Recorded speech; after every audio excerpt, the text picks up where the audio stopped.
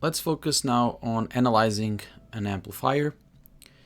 And this is the example that we're going to focus on. We have an NPN transistor with a resistor of 10K ohms connected to the base and an RC or a collector resistor of 1K. Our VCC is 10 volts and we are assuming a VBE, so a voltage between the base and the emitter of 0.7 volts and a beta current gain of 50. And the first question is to determine VBB, so the voltage that I need to put here to be in active mode with a VCE of 5 volts.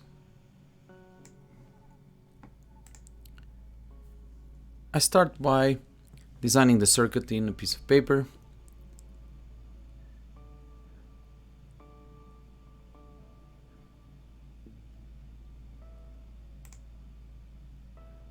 And populating the circuit with the relevant information, the 10 volts, the 1K, 10K, VBB, and also the voltage between the collector and the emitter.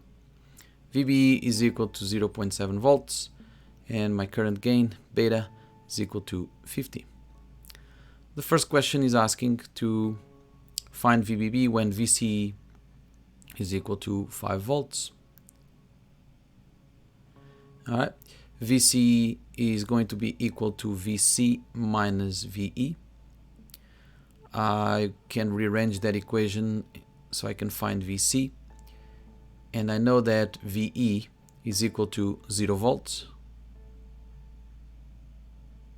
And my VC is equal to 5 volts. I can apply the same thought process for VBE, which is VB minus VE. Rearrange the equation so I can find VB. VE is equal to 0 volts and I get VB equal to VBE. It's good practice to highlight your answers, so if this is your homework, it's easier for the grader to know where your answer is. And we know that we need to have the transistor in active mode. Active mode means that your VC needs to be greater than VB and your VB needs to be greater than VE. If we plug some numbers here, because we have them, we have 5 volts for VC, we have 0.7 volts for VB, and 0 volts for VE. So we are in active mode. We can apply the equations for active mode. Let's go now and find the current that flows through the collector. And if we pay attention there, we can apply Ohm's law over the 1K resistor. So the voltage drop between that goes over 1K is 10 minus VC, which is equal to the current times the resistance.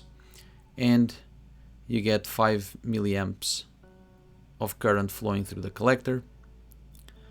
And the current that flows through the base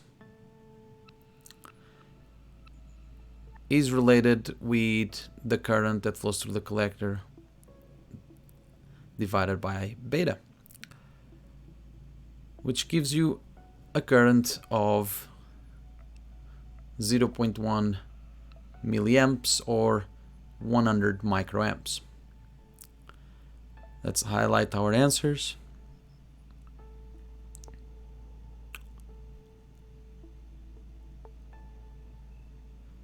Alright, I can also apply Ohm's law over the 10K resistor, and I know VBB, the differential of potential minus VB, is going to be equal to the current IB times 10K. And let's rearrange that equation so we can find VBB. And the milli will cancel with the K of the resistor. And your final answer for VBB is going to be 1.7 volts. Let's highlight our answer. And that's it. I'm going to use Falstad now to simulate our circuit.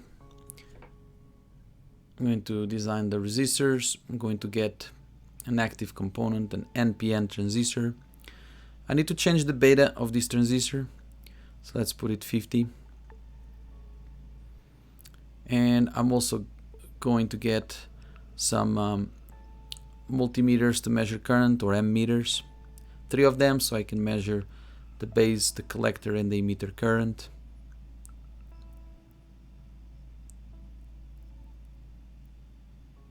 Connect some grounds.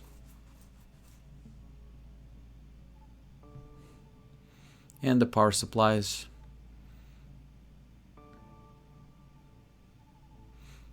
I'm going to shift those values, those components a little bit to the side so we can see the value of the current flowing through the base. Introducing the 10K, the 10 volts, and the 1.7 volts. And as you can see, if I highlight the transistor, my VBE is equal to 0.638 volts. We use 0.7, so we need to adjust here our VBB to get that current at 5 milliamps. And our VCE, which is 5 volts, I can also measure the VCE by adding a voltmeter between the collector and the emitter. And this is how to use Falstat to get a grasp on how the transistor is working. To get a better result on our simulation, we can use multisim. So I'm going to design the same circuit that I did in Falstat, but now using multisim. Multisim is going to give you more accurate results than Falstat. Falstat is good to get a first grasp on how the circuit works, it's more interactive. And then for more realistic results, I would recommend using multisim or PSpice to analyze your circuit. Same thing applies here. Don't forget to change the beta of your transistor to 50.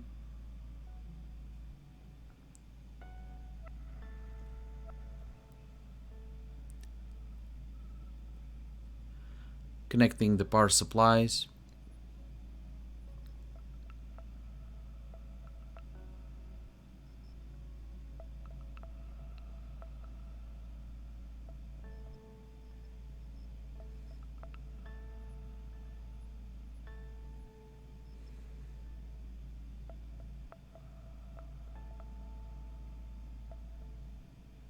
Adjusting the power supplies here, 10 volts and 1.7.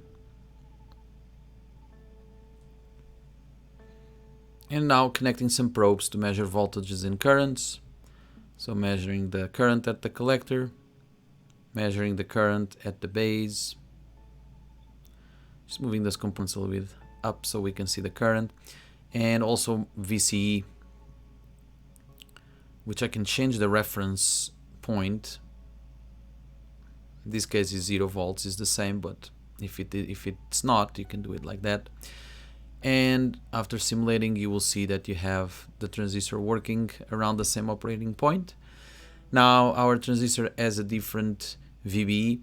So if I go on the advanced parameters and I scroll down and I find the BE junction built-in potential, notice that it's at 0.75. So I'm going to just adjust that VBB a little bit up so we can have the correct current and VC.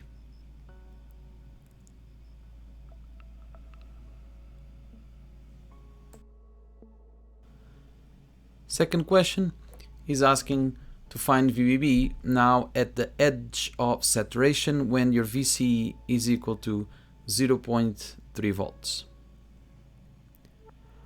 All right, so let's write that information. VC is equal to 0.3 volts.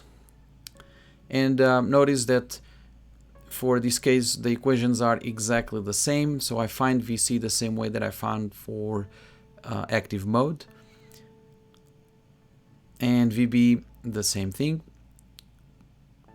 which is the same, 0.7 volts. The current flowing through the collector now is 10 minus 0.3 divided by 1K. So notice now we have more current than in active mode, and the current through the base is going to also increase.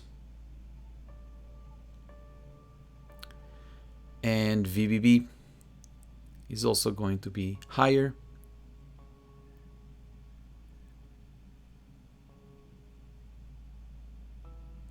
.64 volts. Let's highlight our answers just to make sure that we know where our final answer is.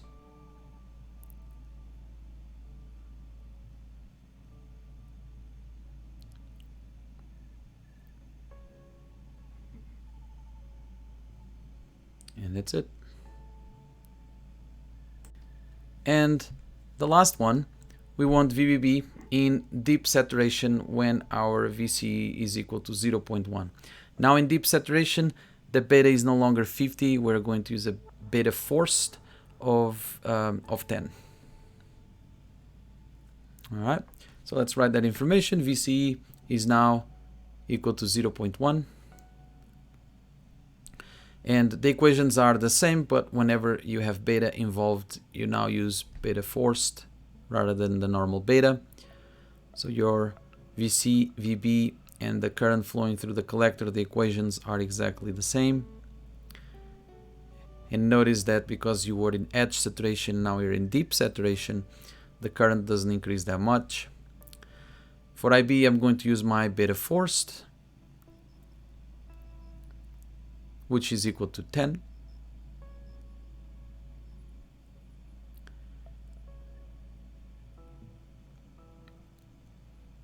And my VBB to bring the transistor to deep saturation.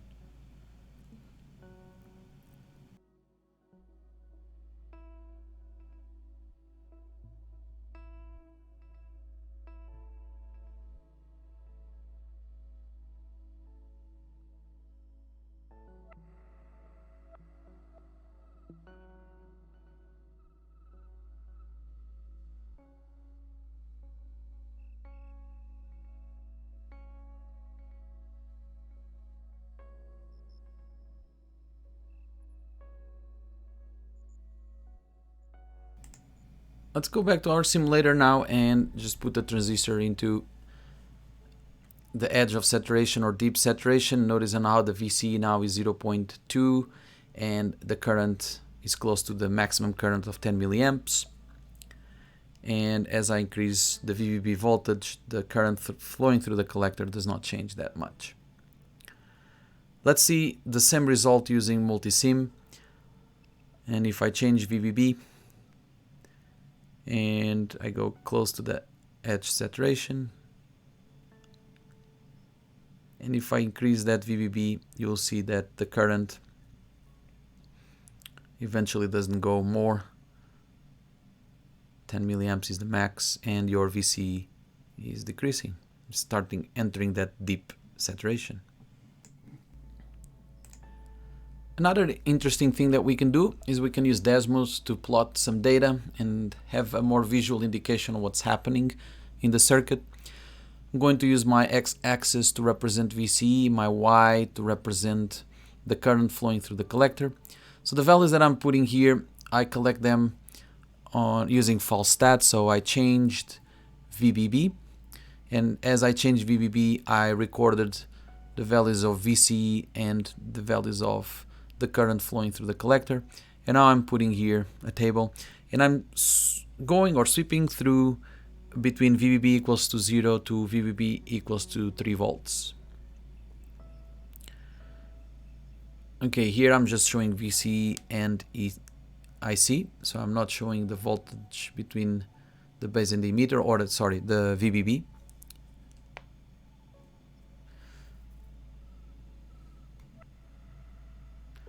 And you can see on the graph the points starting showing up, and hopefully they align in a nice linear slope, which is our load line.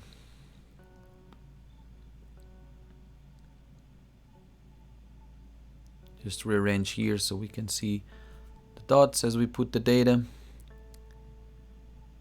As we increase VC, we see that the current doesn't increase that much. And I'm going to just design that load line. We know it has a negative slope. and crosses the 10 milliamps. Just setting up some boundaries here so we can have the line between 0 and 10. Change the color, just make it a little bit more visible. And now I'm going to put the points that we just calculated, or the points that we just find out. So we had the 5 volts, the VC at 5 and the 5 milliamps.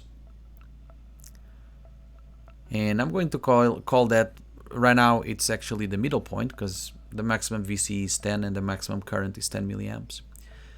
And then I'm going to plot also the edge of saturation when we had the VC at 0.3 and 9.7 milliamps. And we can also put the point at deep saturation when we had the VC of 0.1 with a 9.9 milliamps.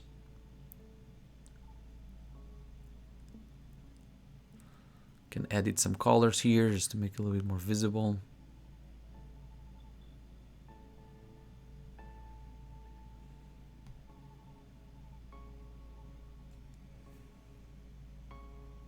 And let's write that information into our PowerPoint. So I bring the plot from Desmos here, and we have that middle point was that active mode when the VC was 5 volts with a VBB of 1.7, and then we increased, or we decreased VCE, and we see that we start entering that edge saturation here and that deep saturation here, the white and blue very close to each other. And these pink dots here are the data that we just collected over FalseStat, and this dashed line is the load line of our transistor. And you get here also the answers. If your handwriting is not the best, I highly recommend using PTC MathCad or Word. Word will be a little bit more complicated to do these, but MathCad is a good tool to do this type of reports or homework in an organized way. And I'm showing here how can we achieve exactly the same result as we did with by hand, but by using MathCad. And you can always also highlight your results at the end.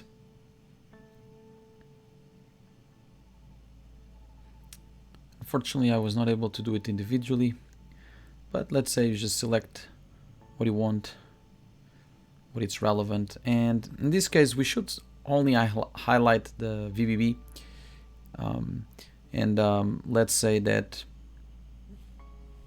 you want to go back and redo the ones, or put back the ones that you highlight in yellow into a non-color. So just select them and just say none. It goes back to normal. And here you go, clean and easy way.